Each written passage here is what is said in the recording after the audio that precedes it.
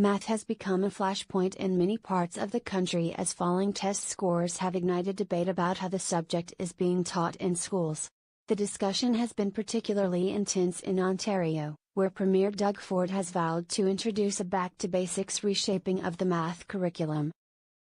Now more fuel has been added to the Progressive Conservative government's agenda after the percentage of Ontario elementary pupils meeting provincial standards in math dipped to a record low. "This is unacceptable," Education Minister Lisa Thompson said in a statement following the release of test results from Ontario's Education Quality and Accountability Office. They showed that fewer than half of the province's grade 6 pupils, 49%, met the provincial standard in math in the 2017-18 academic year, a 1 percentage point decline from the previous year and a 5 percentage point drop since 2014. Among grade 3 pupils, 61% met the provincial standard in math. That was down 1 percentage point from the previous year and a 6 percentage point drop since 2014.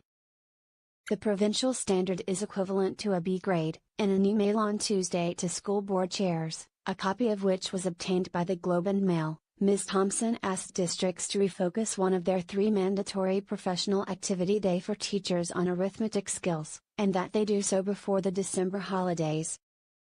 Since its election in June, Mr. Ford's government has moved swiftly in announcing a sweeping education review that would solicit input in a number of areas, including changes to the mathematics curriculum. On Wednesday, Ms. Thompson blamed the previous Liberal government for a failed experimental curriculum called Discovery Math, which emphasizes group problem solving and expressing ideas in a variety of ways as opposed to using traditional formulas and memorization techniques. She has promised to restore proven methods of teaching the fundamentals and examine teacher training in university education programs. A spokeswoman for Ms. Thompson said she was unavailable for an interview on Wednesday. Earlier this week, the government released a teacher's guide and a parent fact sheet on the Ministry of Education's website that reflected the current curriculum, but was specific on key math concepts for pupils in the elementary school years. Kathy Abraham, President of the Ontario Public School Boards Association, said while the content of professional activity days have already been accounted for, districts will find a way to incorporate the government's request. Many teachers have said the curriculum, which emphasizes problem solving, keeps students engaged in the subject. They also say that standardized tests are not reflective of the way children learn in the classroom.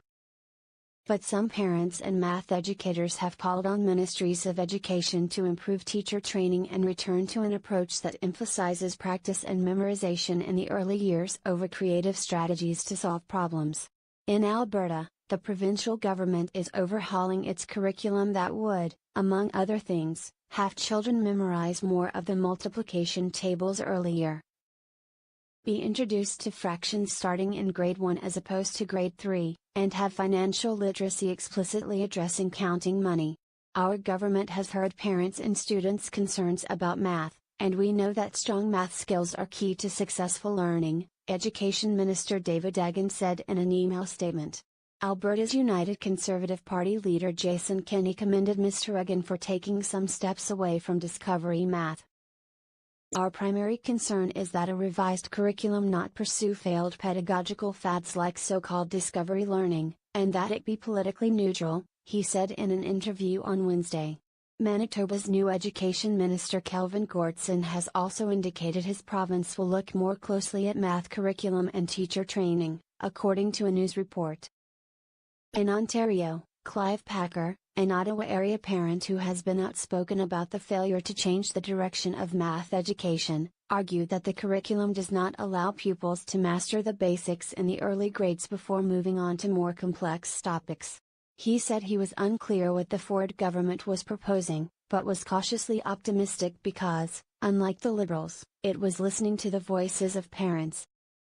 If changes aren't made to the curriculum, I think the decline will continue and we are in danger of ending up with a non-numerical society, he said. Corey Judson, a grades 6 and 7 teacher in the Brantford, Ontario, said he is concerned that the math debate has become so polarized that the government may fail and strike the right balance. He said teachers should be allowed to use their professional judgment in determining what each pupil needs. Yes, the previous Liberal government went too far by focusing almost entirely on problem solving and creative methods, doing so at the expense of those students who are not there yet and may never get there, Mr. Judson said. Yet, to go backwards and focus on only the basics will continue to disadvantage students.